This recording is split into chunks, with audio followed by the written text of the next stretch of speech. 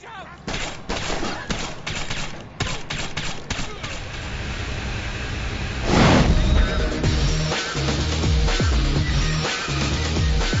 to Players Only, your backstage pass behind the scenes of today's PC and video game industry. I'm Scott Steinberg, and this week, co-host Casey Young and I get up close and personal with the world's most famous game designers to find out, where do their ideas come from? I have no idea how I come up with the crazy ideas that end up in my games. I mean, I kind of, I have crazy broad interests. I mean, I'm kind of a serial obsessive, and everything I think about and read about and learn about ends up in a game somewhere. Specifically, what I like to do is make games that are about things people already care about. I mean, what does it mean to be human in the case of Deus Ex? How far do you trust your government? Do you believe all these crazy conspiracy theories or not? What are the ramifications if you do and stuff? I like making games about stuff that people care about, but I like to let players explore how they feel about stuff. Blizzard's approach to game design is pretty simple. It follows kind of several different mantras. One example is easy to learn, difficult to master. It's something that I think a lot of companies try to do, but what that means to me is that we really try to make games for a core audience that's very passionate about playing games. They're really the game enthusiasts. And then we take that game that's really fun and has a lot of depth to it, and we make it very accessible. The approach to game design almost always starts with character and narrative. We really like story at our studio, so no matter what it is that we're approaching, we're going to go after this concept of the involvement of the player inside a story.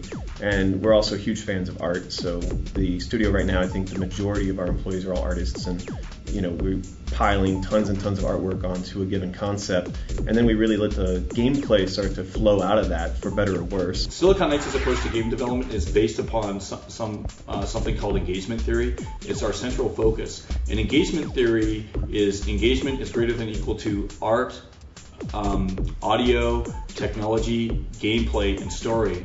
And it's expressed in a formula, ironically, because there is no formula for making games. And what we try to do is try to balance all these 5 areas equally to the point where they're greater than the sum of their parts. Our game development process starts with a prototype. We, as soon as possible, usually within a week or two, we try to put together a little prototype of what the game concept and idea might be, and actually start to play it.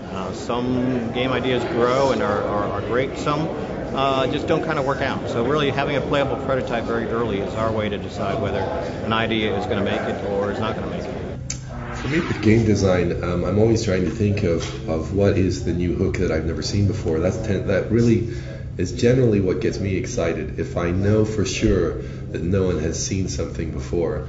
And then it's the way to test if it's a good idea or not is you just tell a room full of people, and if they're like, that's cool, then it's not cool. If they start going, oh, and then you could do this, and then you could do this, and you could do this, and ideas start flying all over the room, and then you know you've got a really good, interesting game design. Ideas are a dime a dozen. The real question is, how do you come up with enough good ones to fill a single day, let alone an entire lifetime? The secret to longevity is, just surviving. I mean, being willing to say no, fighting for what you believe in, never doing something just to make a buck, and doing the stuff you're passionate about. I've always said that the game business either kills you or keeps you young, and so far, I guess I'm keeping young. Basically, I'm a two-trick pony. So one trick is do something crazy. So just do something that people are going to go, what on earth is this? And that usually works. So we've been very lucky with that, making wacky games. Earthworm Jim was a good example. MDK was a good example. On the other hand, in my career, if you look at it, these spikes are usually caused by licensed games. So I did Teenage Mutant Ninja Turtles or Aladdin. I did a game for McDonald's once. The Matrix was the last one. And those cause really nice spikes. So as far as a career goes, you can kind of have fun making crazy stuff, but it doesn't pay the bills as well as a license. So what you do is you sprinkle it. You do some crazy stuff, risky, and people aren't going to get this kind of stuff, and then do a quick license, get that dealt with, and go back to crazy again. The most important thing I've learned about in being in the business for 25 years is really to do what you enjoy doing. I enjoy game design, and I've stayed at that for a long time. I think there have been opportunities to kind of get distracted with managing a company or becoming a consultant, but game design and programming is what I enjoy doing, and I think the key to my happiness is really to stick with that. Of course, while it's always important to consistently make good games, what about innovative new ones? One of the interesting things about the game industry right now is that there's a lot of receptivity toward novelty, new markets, and also there's so much that hasn't been done. So as a student, or as even just as an independent developer, any kind of topic that might interest you, could be gamed, can be turned into some interesting, meaningful video game artifact. It's important for developers to really push the boundaries and do crazy new things, because I'm tired of saying this. I've been saying it for 20 years. We are an infant medium trying to figure out how to do what we do, and so anybody who isn't trying to push forward and make us better, get out of my medium. I'm just not interested. Why is it important to do something different as a game developer? Actually, it's a really dangerous thing to do something different as a game developer, but I feel like I'd rather not be just making another shooter. In gaming, what's oddly enough is that different has become like a bad word, right? We go, no, I want the same thing I played last week, I just want 5 new features on it. And you go, well, where we come from, making television commercials, making movies, things like that, where we came from before games, it was like different means more market possibility. When we look at the shelf, we really see, is it the game shelf or is it the war shelf? And today it's really the war game shelf, because if you can find something else in there that's not war or not so much people shooting people, I mean, that's slim picking. Why is it important to do something different? Why is it important to have a different movie? To entertain people in a new way, to bring in the creativity that you have. Technology is something that gives us a chance to do more. What is the point in doing something that everyone else is doing? I always believe in a golden future, that we are in this industry moving towards something which is the perfect form of entertainment. I guess the perfect game. Our goal is to keep trying to push new boundaries, and hopefully one of these days we'll hit on something that's so huge that all of these risks we've taken will pay off.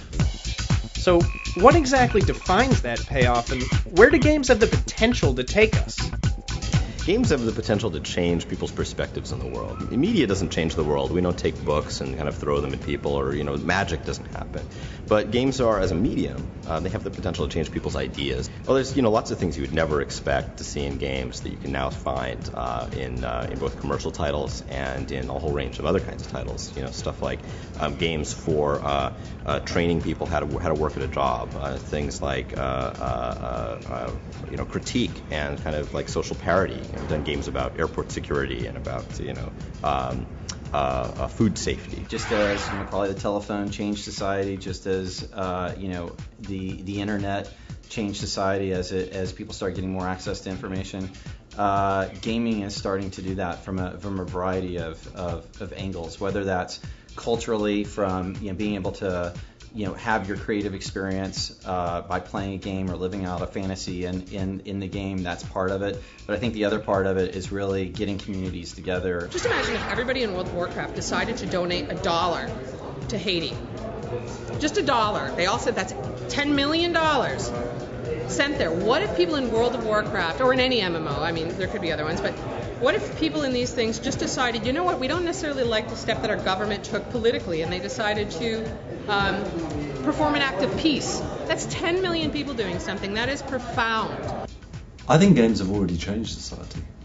I think if you look round and you look at the way that people are entertained these days, and what they get out of games and what they talk about when they play games, I think it already has. Yes, they're art. Absolutely, unquestionably art. Yes, they're talked about, debated about, and argued about, and mulled over by politicians. And yes, they want to impose different restrictions to it. But that is the essence of entertainment. And that concludes today's lesson. We'll see you next week on Players Only.